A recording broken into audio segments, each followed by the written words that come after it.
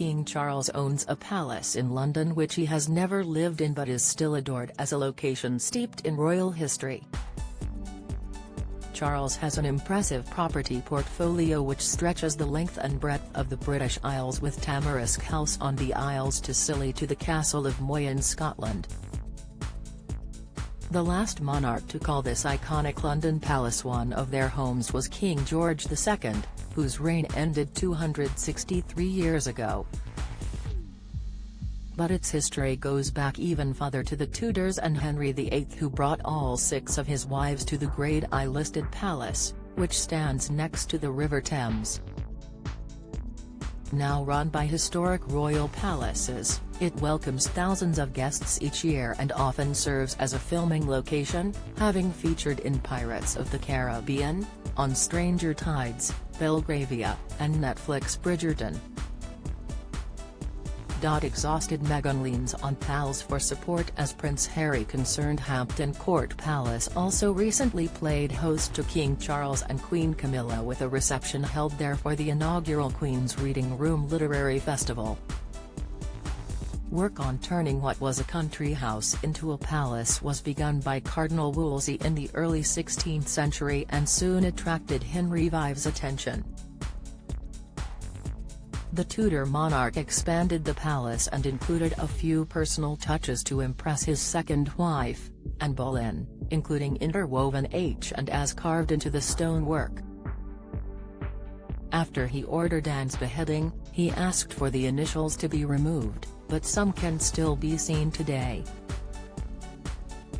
Don't miss: Meghan Markle warned she must be careful with imminent Instagram return, revealed, Meghan's return to Instagram would be a bad move in a long line of bad moves. Opinion: Lady Louise set to carve out her own career away from the royal family. Report: the palace also held sad memories for Henry, whose third queen, Jane Seymour, died, giving him a longed-for son, who went on to reign as Edward VI.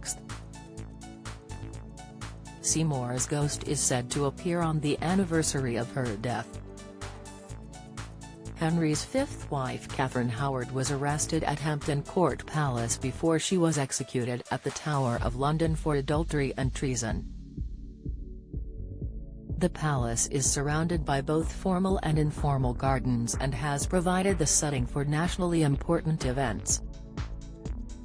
It also boasts large kitchens, where up to 1,600 meals would have been prepared per day.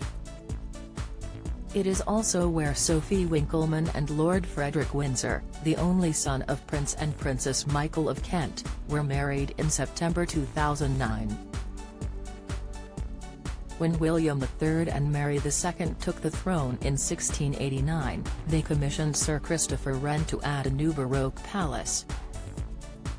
When the royals left in 1737, impoverished grace and favour aristocrats moved in, according to Historic Royal Palaces.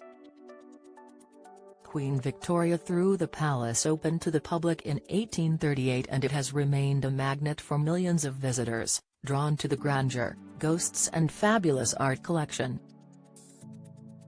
Despite never having lived there, the palace is owned by Charles in right of crown, which means he holds it in trust for the next monarch and cannot sell it.